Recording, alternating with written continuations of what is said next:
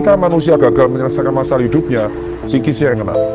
Dan itu bahaya. Bahwa yang bersangkutan memang sudah mau untuk diajak bercerita tentang kejadian-kejadian yang terjadi. Dia mendengar bisikan pembunuhan, dia bilang, gue dengar bisikan gaib. Itu yang bisikin bukan orang gaib, dirinya sendiri. Aku ini seperti mendapat bisikan untuk membunuh anaknya. Karena apabila tidak dibunuh, akan hidupnya susah dan akan dibunuh oleh orang lain. Dari kejadian mungkin beberapa hari sebelum sampai dengan kejadian pada saat terjadi penganiayaan. Orang depresi itu sangat butuh teman. Jadi ketika ada orang depresi cerita, dengerin.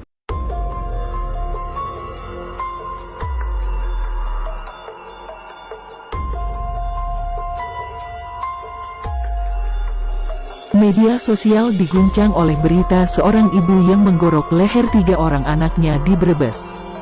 1 orang anaknya ditemukan tewas dan 2 anak lainnya mengalami luka berat. Dalam video yang beredar di media sosial, sang ibu mengatakan bahwa hal itu ia lakukan untuk menyelamatkan anaknya dari kesedihan. Sebuah alasan yang ganjil yang membuat banyak orang berpikir bahwa ibu tersebut mungkin mengalami gangguan jiwa berat. Penyimpulan terkait kondisi kesehatan jiwa Kanti Utami tentu saja harus dipastikan melalui pemeriksaan kesehatan jiwa yang dilakukan oleh tenaga kesehatan. Namun, senyumnya yang merekah pada saat diinterogasi memang tidak menggambarkan sosok dengan kondisi kejiwaan yang stabil. Terlebih Kanti Utami juga menyebutkan beberapa tekanan yang tampaknya telah lama ia alami, seperti tekanan ekonomi. Saya nggak sanggup kalau suami saya nganggur, kontrak kerjanya habis lagi. Kekerasan yang pernah ia alami, dari kecil saya dikurung oleh ibu saya, dan kemungkinan konflik dengan orang-orang terdekat, saya ingin disayang suami, saya mau dibunuh.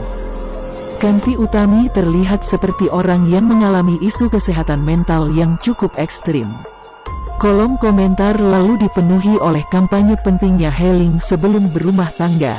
Benar bahwa seseorang perlu membereskan isu psikologisnya terlebih dahulu sebelum memutuskan untuk hidup bersama orang lain dan berketurunan. Tapi urusan kesehatan mental dan perawatannya tidaklah sesederhana itu. Tanggung jawab penanganan kesehatan mental juga tidak bisa sepenuhnya diserahkan kepada individu. Sangat tidak adil apabila kita menyalahkan Kanti Utami atas dampak fatal kondisi kesehatan mentalnya ketika akses terhadap layanan kesehatan mental tidak tersedia dengan mudah dan murah di lingkungan. Bahkan ketika layanan kesehatan mental itu tersedia dengan mudah dan murah, isu kesehatan mental masyarakat bawah tidak mudah untuk diselesaikan karena nyaris selalu beririsan dengan isu kemiskinan. Kemiskinan dan kesehatan mental adalah 2 isu yang saling berkait.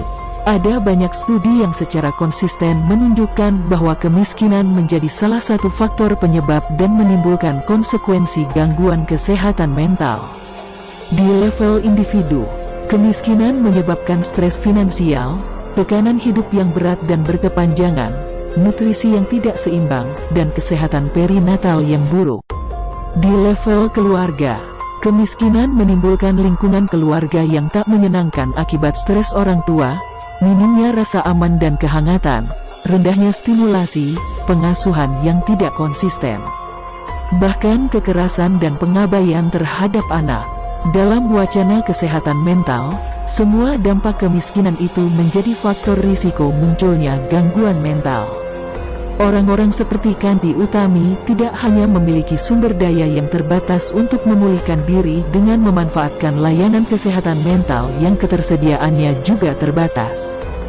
Bahkan kemiskinan yang mencengkeramnya menjadi pemberat yang menyeret dan menjerembabkannya dalam lubang gelap gangguan mental.